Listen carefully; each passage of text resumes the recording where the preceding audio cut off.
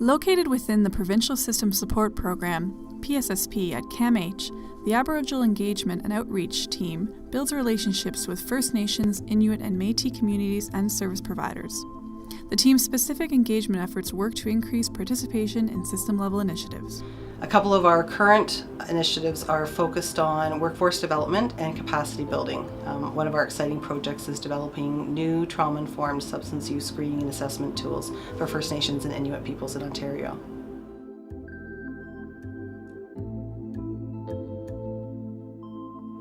I think it's really important to understand the experiences that Aboriginal people have had, particularly as this relates to traumatic experience resulting from government policies, legislation, residential schools, child welfare apprehensions.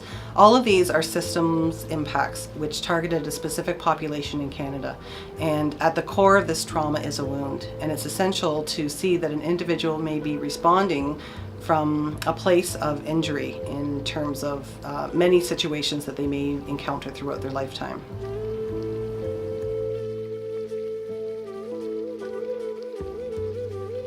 I think because many Aboriginal people have lived through trauma or are living currently in traumatic situations, that this plays out in multiple ways.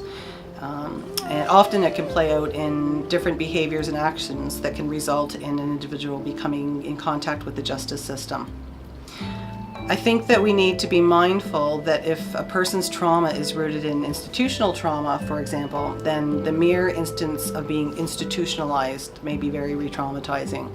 And I think about issues around lack of consent, lack of control, the restraints that are sometimes used, the separation from family, different languages that are spoken, unfamiliar spaces.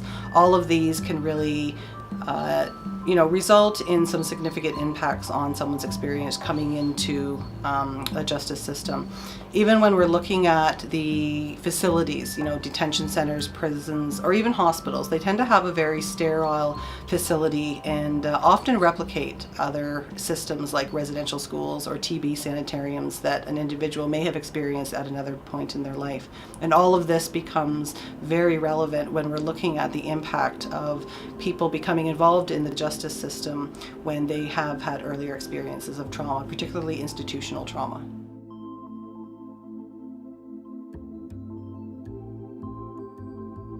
I think it's really encouraging, the whole conversation about becoming more trauma-informed, and I know that this really supports the shift from a punitive justice system to a system that can better support individuals and peoples to restore the relationships that were impacted by various situations that have happened.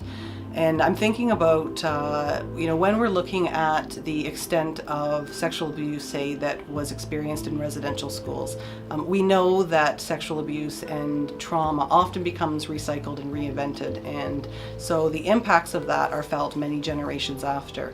But where we have communities living together, where we may have an individual within a family who has sexually assaulted another family member, to have a punitive system that just punishes that individual who maybe themselves had experienced sexual abuse earlier on in their life, then it doesn't really help the situation and the healing which is needed to kind of move forward.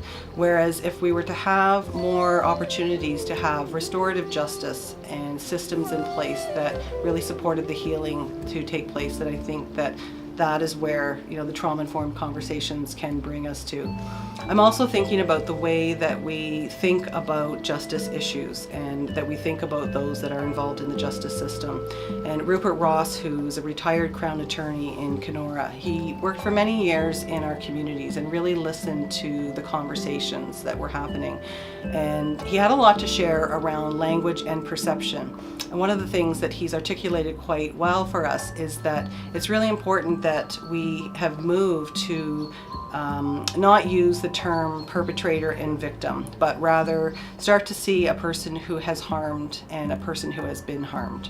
We have seen the development of Gladue courts and the implementation of aligned principles, and I think that this is an excellent example of the justice system making intentional space to be able to consider the life experiences of an individual in sentencing and bail arrangements.